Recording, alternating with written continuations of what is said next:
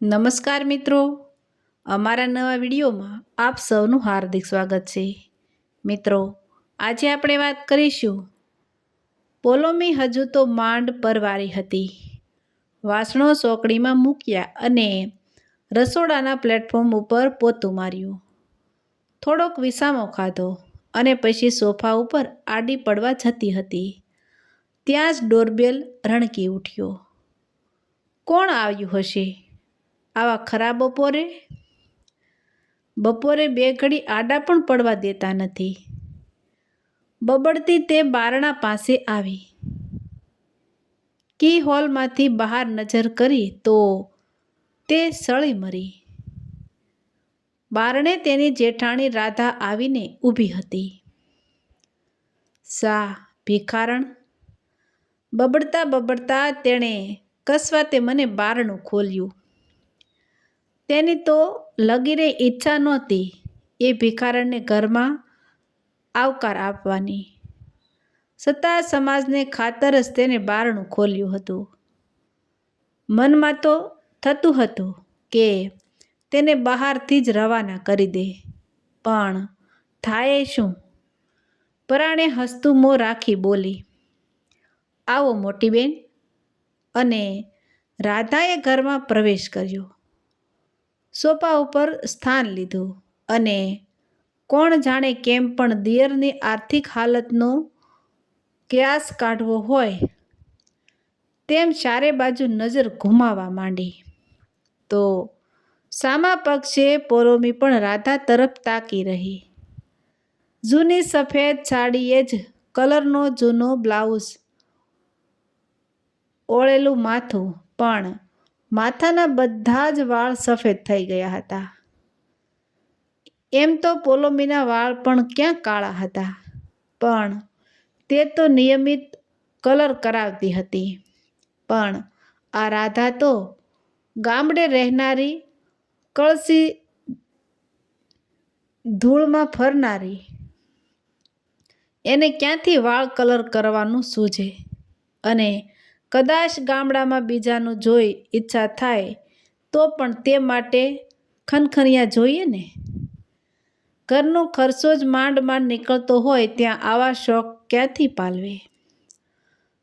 આવી હશે મદદની આશાએ, પણ ના, મારે અતિરેકને ફોન કરીને ચેતવી દેવો પડશે કે ભાભીને જોઈ ઘેલા ન થઈ જતો, નહીતર આ લોકો તો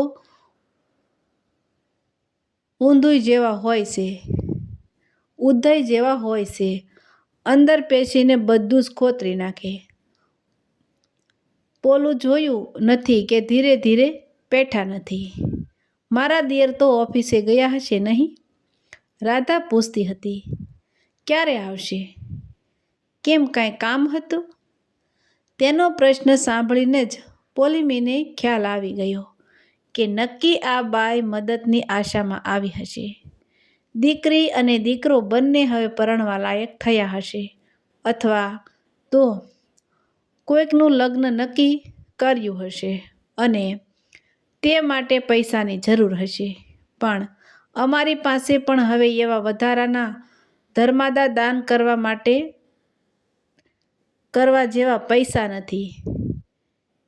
એમ કાંઈ અમે સદાવ્રત ખોલીને થોડા બેઠા છીએ? તે જે આવે તેને મદદ કરતા ફરીએ. પોલોમી મનોમન વિચારતી હતી, પણ તેની નજર તો રાધા ઉપર જ હતી. ગરીબાઈ જાણે કે તેના જૂના કપડાં અને આંખોમાંથી છલકાતી હતી.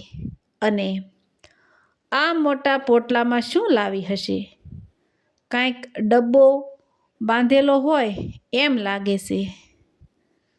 પોલોમી મનોમન જાણે કે પોરસાતી હતી. ક્યાં જેઠજી અને ક્યાં મારા અતિરેક? બે સગા ભાઈઓ હોવા છતાં કેટલો આસમાન જમીનનો ફેર છે બંને વચ્ચે. બધો પૈસાનો જ કમાલ છે ને. અતિરેક મહિને 80,000 રૂપિયા કમાનારો, જ્યારે જેઠજીએ તો કદાચ જીવનમાં 80,000 રૂપિયા જોયા પણ નહીં હોય.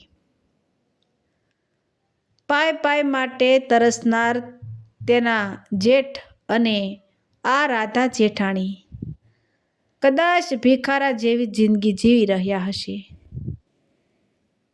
ઘેર જમીન તો હતી, પણ નિવૃત્ત એને જમીન કહીએ તો નહિવત એને જમીન કહીએ તો જમીનને પણ શરમ આવે. હા, જમીનનો એક નાનકડો ટુકડો, આટલી મોંઘવારીમાં તેમાં શું પાકે? અને આ લોકોના ઘરમાં ગુજરાન પણ ના જાણે કેવી રીતે ચાલતું હશે. જેઠજી અને તેમનો છોકરો તો લોકોના ખેતરમાં મજૂરીએ જતા હતા. કદાચ મજૂરીની લહાઈમાં છોકરાને ભણાવ્યો પણ નહીં હોય, અને જેઠાણી લોકોના ઘરના કચરા પોતા અને વાસણ ઘસવાનું કામ કરતા હતા. પોલોમીને ઘર અને જમીનના ભાગ વહેંચ્યા તે સમય યાદ આવી ગયો. આમ તો તેની આર્થિક હાલત તો એટલી બધી સદ્ધર હતી કે તે અને અતિરેક ધારે તો જમીનનો એ ટુકડો કે પાડું થઈ રહેલા ઝૂંપડા કરતાં તો 10 ગણું એ ગામમાંથી જ ખરીદી શકે તેમ હતા. પણ તેમને ગામની એ જમીન કે ઝૂંપડાનો કોઈ મોહ જ નહોતો. તેમને શું ફોડવી હતી? એ ગામડાની મિલકત. એટલે જ ફાકો મૂઠ હાથમાં આવે તે લેવા જ એ લોકો ગામડે ગયા હતા. પણ તેના જેઠ કે જેઠાણી તો તેમને ભાગ આપવાનો કોઈ વિચાર જ નહોતો, અને પાછા કેવા રાજા હરિશ્ચંદ્ર બનતા હતા. નાટક જ કર્યું હતું ને! ભાગ ના આપવો પડે એટલે. પાછા એ તો મોઢેથી ભાગ નથી આપવો એવું કહેતા નહોતા, પણ જે પંચ ભેગું કર્યું હતું તેમની પાસે બોલાવતા હતા. પેલા રામજી કાકા જ બોલ્યા હતા ને, અતિરેક બેટા, તારે તો ભગવાનનું આપેલું બધું જ છે, કશી વાતની ખોટ નથી. જ્યારે આ તારા ભાઈ પાસે તો શું છે? જીવી ખાવા દે ને તારા ગરીબ ભાઈને. અતિરેક તો કાંઈ બોલ્યો નહોતો, પણ તે વખતે પણ પોલોમીએ જ બોલવું પડ્યું હતું ને. એવું નહીં રામજી દાદા, બાપ દાદાની મિલકત તો સરખા ભાગે વહેંચવી જ પડે ને, જેટલી હોય તેટલી. તમે વડીલ થઈને આમ અન્યાયનું શા માટે બોલો છો? આમ છતાં પણ ભાગ વહેંચતી વખતે પણ જાણે કે પક્ષપાત થતો હોય એવું પોલોમીને લાગેલું. તે એને અતિરેક તો તેમાંથી કશું જ શહેરમાં લાવવાના નહોતા. બધા ભાગની કિંમત કરીને તેનો અડધો ભાગ તેના જેઠે અતિરેકને રોકડો ચૂકવવાનો હતો. જેઠ કે જેઠાણી કશું બોલતા નહોતા, પણ પંચના લોકોને જ સમજાવી રાખ્યા હતા, એટલે એ લોકો જ તેમની વકીલાત કરતા હતા. પેલા ભીખુદાદાએ કહ્યું હતું ને કે, અતિરેક, તારા મોટા ભાઈની હાલત તારાથી અજાણી નથી, એટલે જો મારું માનને તો રોકડા રૂપિયા લઈ જવાના બદલે તારા ભાઈને ટાઈમ આપજે. તે થોડા કરીને હપ્તે તારા ભાગની બધી રકમ ચૂકવી દેશે. પણ એમાં પણ પોલોમી જ ભૂંડી થઈ હતી ને. પોલોમીને જ બોલવું પડ્યું હતું ને કે, અમે વારે ક્યાં ઉઘરાણી કરવા અહીં સુધીના ધક્કા ખાઈએ. આ તો એકવાર ચૂકવી દે એટલે હિસાબ પૂરો. બધા પંચો અને ફળિયાના લોકો રીતસર મોટા ભાઈનો જ પક્ષ લેતા હતા. 100 રૂપિયાની વસ્તુ હોય તો પણ તેના 20 રૂપિયા જ મૂકતા હતા, જેથી તેના જેઠને મોટી રકમ આપવાની ના થાય. અરે, ઝૂંપડાના પણ માંડ 4000 રૂપિયા જ મૂક્યા હતા ને. તેણે દલીલ કરી ત્યારે કેવું બોલ્યા હતા. ઝૂંપડામાં છે શું? પતરા છે તે તો કાણા થઈ ગયા છે. આખું તોડીને નવું બનાવવું પડે એવું છે. આ તો ખાલી જમીનના જ પૈસા છે. પોલોમી નામકર થઈ ત્યારે ડાહયાભાઈ જ બોલ્યા હતા ને કે તમને કિંમત ઓછી લાગતી હોય તો તમે ઝૂંપડી લઈ લેજો, અડધા પૈસા ચૂકવી દો. એ લોકોને ખબર હતી કે અતિરેક કોઈ કાળે ઝૂંપડું લેવા તૈયાર થવાનો નથી, એટલે જ બધી દલીલો કરતા હતા. ભણાવી રાખ્યા હતા આગળથી જ. છેવટે ઘરની એ ઝૂંપડાની કિંમત 4,500 રૂપિયા નક્કી કરવામાં આવી. બધા મળીને 22,000 રૂપિયા અતિરેકના મોટા ભાઈએ અતિરેકને તેના ભાગ પેટે ચૂકવવા તેવું નક્કી થયું. હવે વાત અટકી એ રકમ ચૂકવવાના સમય ઉપર. જેઠજીનું કહેવું હતું કે હાલ તો મારી પાસે ફૂટી કોડીએ નથી, મને સમય આપો, હું હપ્તે હપ્તે કરીને પાય ચૂકવી દઈશ. પણ પોલોમીએ ફરીથી એની એ જ દલીલ કરી કે અમારી પાસે વારે ઘડીએ અહીં સુધી પૈસા લેવા આવવાનો સમય નથી. અમે ક્યાં વારંવાર ધક્કા ખાયા કરીએ. તેના જવાબમાં જેઠજીએ એવું પણ કહ્યું કે તમારે ધક્કા ખાવાની જરૂર નથી. હું તમને તમારા ઘેરે બધી જ રકમ દૂધે ધોઈને પહોંચતી કરીશ. પણ અતિરેક અને પોલોમીને એ પણ મંજૂર નહોતું. એટલે ભીખુદાદાએ કહ્યું કે હું તારા મોટા ભાઈનો જમીન જો 3 મહિનામાં એ રકમ ના પહોંચાડે તો મારી જવાબદારી. હું રકમ પહોંચાડી દઈશ. તો પોલોમીએ તો રીતસરનું તેમનું અપમાન જ કરી નાખ્યું કે ના રે ના, મારે કોઈની જવાબદારી ઉપર ધંધો જ નથી કરવો. હું તો આ ગામમાં કોઈને ઓળખતી નથી મારા જેઠ સિવાય. અમે અમારા ભાગની રકમ લીધા સિવાય હું હવે અહીંથી ખસવાની નથી જ. નકર ગઈ પોલોમી. નામ કર ગઈ પોલોમી. અને તે તેના એ વર્તન ઉપર હજુ પણ પોરસાતી હતી અને વારે વારે અતિરેકને ટોણા મારતી હતી કે જો તે વખતે આ પોલોમી ના હોત તો તમારો ભાઈ તમને ફૂટી કોડી પણ ના પરખાવત. તે વખતે છેવટે જેઠ જ તાત્કાલિક તેના ભાગની રકમ આપવા તૈયાર થઈ ગયા. ત્યારે પોલોમી બોલી પણ ખરી કે જોયું ને, પૈસા છે છતાં આપવા નહોતા. પણ પોલોમીને ખબર નહોતી કે તેના જેઠ તેમની પત્ની રાધાના દાગીના ગીરો મૂકીને પૈસા લાવ્યા હતા. મારા દિયર ક્યારે આવશે? તેની જેઠાણી રાધા પૂછતી હતી. કેમ, કાંઈ કામ હતું તમારા દિયરનું મોટી બેન? પોલોમીએ પૂછ્યું.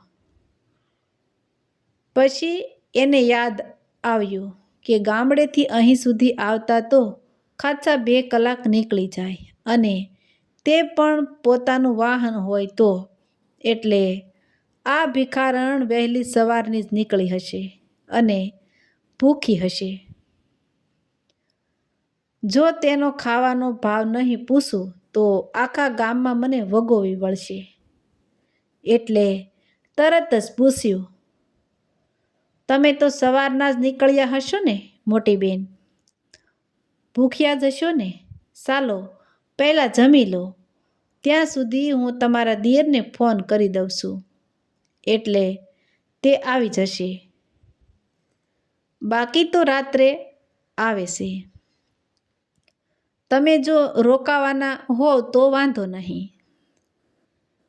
રાધાને જમવાનું કહ્યા પછી તેને યાદ આવ્યું કે ખાવાનું તો કશું વધ્યું નથી અને જો આ ભિખારણ ખાવાની હા પાડશે તો શું કરીશ? પણ પછી યાદ આવ્યું કે ગઈકાલે રાતે બહારથી અતિરેક પંજાબી શાક લાવ્યો હતો અને શાકમાં કસાની વાસ આવતી હતી, એટલે એ લોકોએ ખાધું નહોતું. એટલે કચરાવાળીને આપી દેવાના ઈરાદાથી જ ફ્રીજમાં મૂક્યું હતું. તે અને રોટલી બનાવી આપી દઈશ. પણ રાધાએ તો જમવાની જ ના પાડી. ના પોલોમી, મારે તો આજે ઉપવાસ છે, એટલે હું તો રાતે જ જમું છું. તું મારા દિયરને ફોન કરીને બોલાવી લે, મારે ઘેર ઘણું કામ છે. તારા ભત્રીજાના લગ્ન લીધા છે એટલે? તો એમ વાત છે. પોલોમી મનોમન બબડી. એટલે જ દિયર પાસે પૈસા માંગવા આવી હશે આ ભિખારણ. પણ હું હમણાં જ અતિરેકને ફોન કરીને સાવચેત કરી દઉં છું, એટલે એ પલળી ના જાય. પોલોમી અંદરના બેડરૂમમાં ગઈ અને અતિરેકને ફોન કરી સમજાવી દીધો કે તારી ભાભી તને લૂંટવા આવી છે, માટે સાવચેત રહેજે અને બને તેટલો જલ્દી આવી જા. એટલે આ બધા અહીંથી ટળે. એટલે આ બલા અહીંથી ટળે. પોલોમીએ ફોન કર્યો એટલે અતિરેક તરત જ ઓફિસથી નીકળી ગયો અને લગભગ 20 મિનિટમાં તો તેની ગાડી ઘરે પહોંચી ગઈ. આવતા વેત નિશો નમીને પોતાની ભાભીને પગે લાગ્યો. એકબીજાના ખબર અંતર પૂછ્યા. પછી અતિરેક બોલ્યો, કેમ આવવું પડ્યું ભાભી? કેમ આવવું પડ્યું ભાભી? તરત જ રાધાએ પોટલું છોડ્યું. તેમાંથી તાંબાનો એક ઘડો અતિરેકને આપતા બોલ્યા, લ્યો દિયરજી, તમારી અમાનત. શું છે આ? અતિરેક પૂછતો હતો. તેના જવાબમાં રાધાએ કહ્યું, તમારો ભત્રીજો હવે તો માસ્તરની નોકરી કરે છે, તેના લગ્ન લીધા છે, તમારે આવવાનું છે. હવે તેની ઈચ્છા પ્રમાણે તેણે ઘર તોડીને બનાવવાનું શરૂ કર્યું, તો ઘરની પાછળની દિવાલ નીચેથી આવા બે શરૂ નીકળ્યા. બંને એક સરખા જ હતા, એટલે તેમાં તમારો પણ ભાગ તો ગણાય જ ને. એટલે એક શરૂ તમને આપવા આવીશું. તેમાં નહીં તોય 2 કિલો સોનું હશે. રાધા બોલતી હતી. પોલોમી અને અતિરેક તાકી રહ્યા હતા. તેના ચહેરા પર ન તો અભિમાન હતું કે ના ગર્વ, માત્ર પોતાની ફરજ પૂરી કર્યાનો આત્મસંતોષ છલકાતો હતો. પણ ભાભી, મને તો તમે મારા ભાગના પૈસા આપી દીધા છે, એટલે હવે મારો આ શરૂ ઉપર કોઈ અધિકાર ન ગણાય. કેમ ના ગણાય દિયરજી? આપણે ભાગ વહેંચ્યા ત્યારે ન તો તમને ખબર હતી કે ન મને ખબર હતી કે તે ઘરમાંથી શરૂ નીકળશે. જો ખબર હોત તો આપણે તે પ્રમાણે જ કિંમત મૂકત ને. એટલે તમારો ભાગ ઓળાવી નાખો. એવી ભિખારણ હું નથી.